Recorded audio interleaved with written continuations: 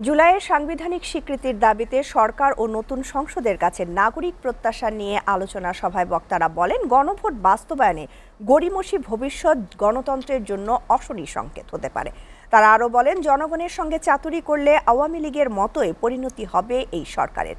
হাসিবুল ইসলাম শান্তর প্রতিবেদন। জুলাইয়ের সাংবিধানিক স্বীকৃতি এবং সরকার ও নতুন সংসদের কাছে নাগরিক প্রত্যাশা এই প্রতিপাদ্য নিয়ে রাজধানীর সিলডাপে আলোচনা সভায় যোগ দেন আইনজীবী, নাগরিক সমাজের প্রতিনিধি ও বিভিন্ন সংগঠনের সদস্যরা। আলোচনায় বক্তারা বলেন, নির্বাচনের আগে গণভোটের বিষয়টি রাজনৈতিক সমঝোতার অংশ হিসেবে মেনে নেওয়া হলেও এখন তা বাস্তবায়নে নানা আইনি জটিলতা তৈরি করা হচ্ছে।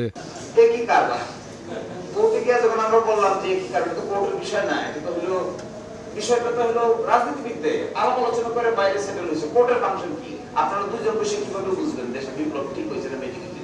ভোটের পরে জনগণের রায়কে প্রত্যাখ্যান করার যে মানসিকতা, সেটা জনগণকেও যারা এরকম চাতুরীর আশ্রয় দেয় সেই বিএনপিকেও প্রত্যাখ্যান করার দিকে অগ্রসর করবে।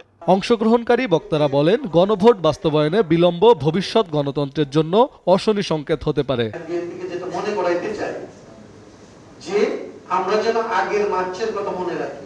আপনি তো এই গণভোটকে গ্রহণ করেছেন, আপনি তো এই ধরনের সংস্কার পরিষদকে গ্রহণ করেছেন, এখন এসে আপনি উল্টে যাচ্ছেন কেন?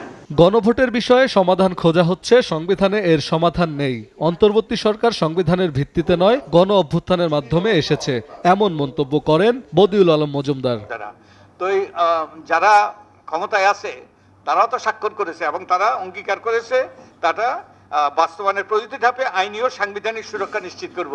তো আমি দেখতে চাই যে তারাও আদালতে গিয়ে ইন্টারভেনার হয়ে এবং যারা আদালতে যে রিট করেছে তার বিপক্ষে দাঁড়ানো আমি দেখতে চাই। তাহলেই কিন্তু তাদের এই যে অঙ্গীকারটা সত্যিকার অর্থে বাস্তবে প্রতিফলিত হবে। গণতন্ত্রকে শক্তিশালী করতে হলে গণভোট বাস্তবায়নের বিষয়ে দ্রুত কার্যকর পদক্ষেপ নেওয়া জরুরি বলেও মত দেন আলোচকরা। এই বাস্তবায়ন প্রক্রিয়া হাসিবুল ইসলাম শান্ত, SA TV, ঢাকা।